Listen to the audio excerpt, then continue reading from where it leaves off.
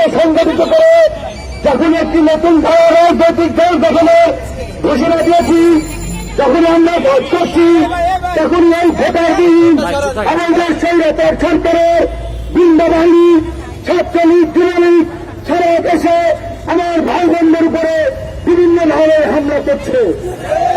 শুধু হামলা করে এখান থাকছে না, এই সরকার প্রশাসনের মাধ্যমে সারা দেশে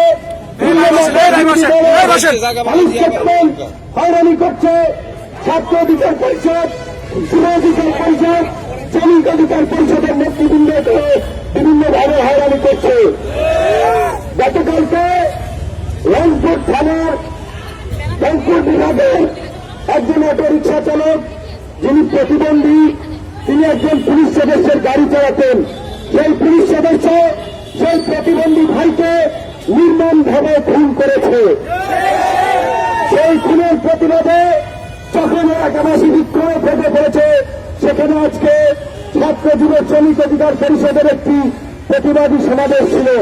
সেই প্রতিবাদী সমাবেশে খুনিদের আড়াল করতে ছাত্রলীগ, যুবলীগ, শ্রমিক লীগ এবং পুলিশ একত্রে সেখানে আমার ভাই বোনদের উপরে হামলা করে তাদেরকে রক্তাক্ত করেছে। এবং সেখানে আমাদের ছাত্র অধিকার পরিষদের হানিফ খানকে গুরুতর আহত করেছে তারা মেরে।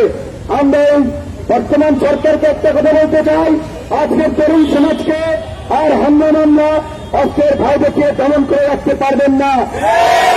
তারা ইতিমধ্যেই আপনাদের বিরুদ্ধে স্লোগান দিচ্ছে 1, 2, 3, 4 স্বৈরাচারী গদি ছাড়। আরো স্লোগান দিচ্ছে তারা ইসাক গেছে সেই পথে,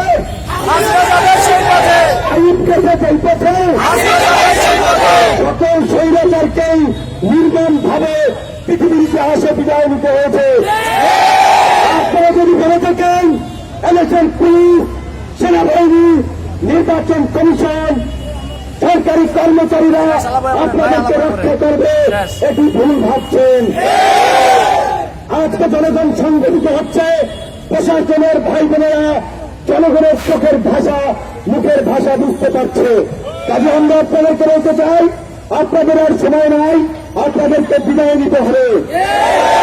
এই বিজয়ের মাস যেমন আমাদের কাছে গৌরবের, যেমন আমাদের কাছে অঙ্করের, তেমনি আমার এই বিজয়ের মাস আমাদের কাছে অত্যন্ত একটি দুঃখের বিষয় যে এই বিজয়ের মাসেই বর্তমান ভোট টাকার সরকার এদেশের জনগণের ভোটাধিকার হরণ করেছে। এবং আমরা এই বিজয়ের মাসেই জনগণকে আহ্বান করতে চাই, যেমনিভাবে বঙ্গবন্ধু শেখ মুজিবুর রহমানের আহ্বানে এদেশের কৃষক, শ্রমিক, সাধারণ মানুষ মুক্তিযুদ্ধে ঝাঁপিয়ে পড়েছিল, এদেশকে স্বাধীন করেছিল। আজকে এদেশের গণতন্ত্রের পূর্ণ প্রতিষ্ঠায়, দেশের বিচার, মানুষের ন্যায় বিচার নিশ্চিত করতে, গণতন্ত্র প্রতিষ্ঠা করতে, সুশাসন নিশ্চিত করতে আরেকবার আপনাদেরকে যুদ্ধে নামতে হবে।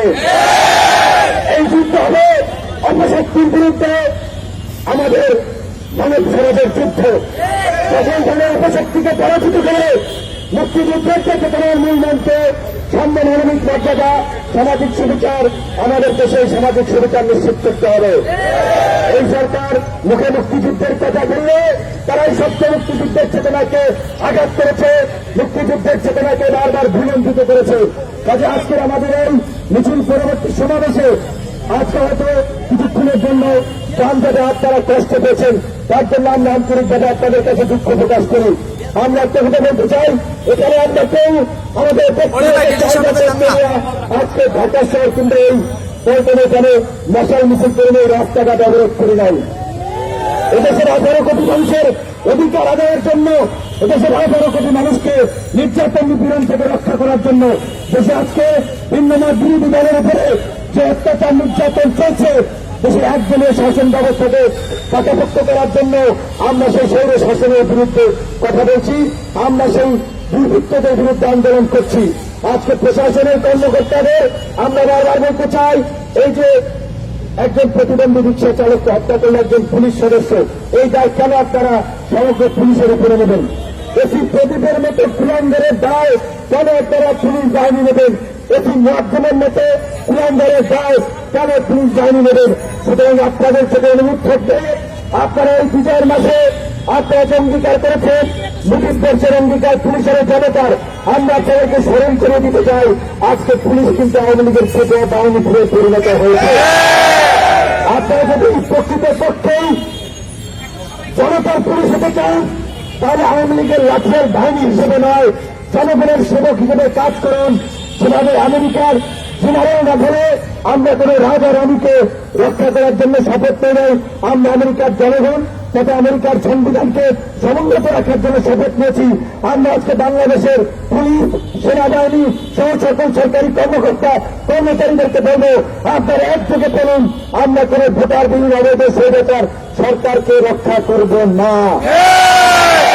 আমরা কোন অবৈধ স্বৈরাচার ভোটারবিহীন সরকারের জন্য কাজ করে এই দেশে আমরা সংঘাত সৃষ্টি করব না।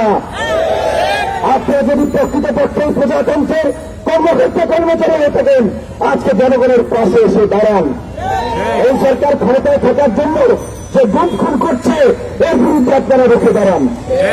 এই সরকার একদিনের শাসন ব্যবস্থাকে পাকাপোক্ত করার জন্য ভিন্নমত বিরোধী দলের মানুষের উপরে যে দমনপীড়ন চালাচ্ছে আপনারা আজকে জনগণের পাশে এসে দাঁড়ান। সর্বশেষ একটা কথা বলবো, গ্রামে একটি প্রবাদ আছে, বাচ্চা না কামলে মায়ের দুধ দেয় না। সুতরাং আজকে ভোটাধিকার হরণ হয়েছে দেশের জনগণের, ন্যায় বিচার পাচ্ছে না দেশের জনগণ। সুতরাং যতক্ষণ পর্যন্ত না জনগণ থেকে উঠবে, জনগণ তাদের দাবিতে রাজপথ আন্দোলন সংগ্রাম করে না তুলবে ততক্ষণ পর্যন্ত আমরা আমাদের অধিকার ফিরে পাব না। তবে আজকে আপনাদেরকে সেই গণতান্ত্রিক বাংলাদেশ বিনির্মাণের জন্য, গণতন্ত্র প্রতিষ্ঠার জন্য, ন্যায় বিচার প্রতিষ্ঠার জন্য, মুক্তিযুদ্ধের চেতনাকে বাস্তবায়ন করার জন্য বর্তমান ভোটারবিহীন অবৈধ স্বৈরাচার সরকারের বিরুদ্ধে পুনর্বার আন্দোলন গড়ে তোলার জন্য আহ্বান জানাচ্ছি। আপনাদের সেই আন্দোলনের অগ্রভাগে থাকবে আজকের ছাত্র যুব শ্রমিক অধিকার পরিষদের নেতৃবৃন্দ এবং আপনাদের অধিকার আদায় করতে গিয়ে যদি আমাদেরকে বুলেটের আঘাত সহ্য করতে হয় আমরা বুলেটের সামনে বুক থেকে দেব। আমরা আপনাদেরকে কথা দিচ্ছি আপনারা আমাদের ডাকে সারা দিন। এই ভোটারবিহীন সরকারকে এদেশের ছাত্র জনতাই পরাজিত করবে, যেভাবে ইতিহাসে তারা বারবার প্রত্যেকটি স্বৈরাচার সরকারকে পরাজিত করেছে।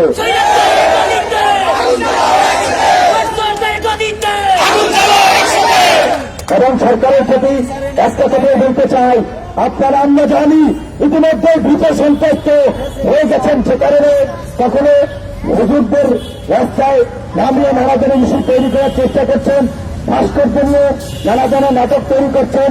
এসব নাটক করে ক্ষমতায় থাকা যাবে না।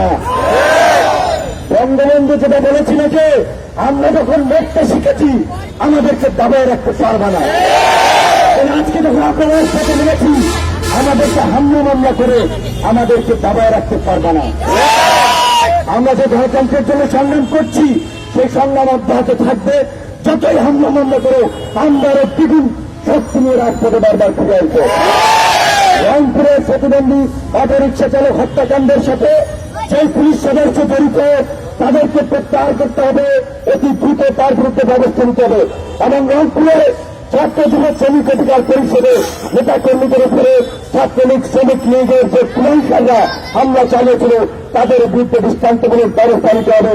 যদি তাদের বিরুদ্ধে ব্যবস্থা না নেওয়া হয় তাহলে আমরা আবার রাজপথ আন্দোলন সংগ্রাম।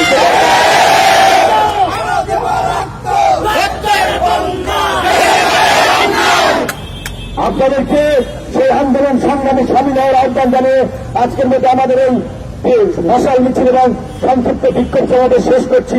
ধন্যবাদ সকলকে।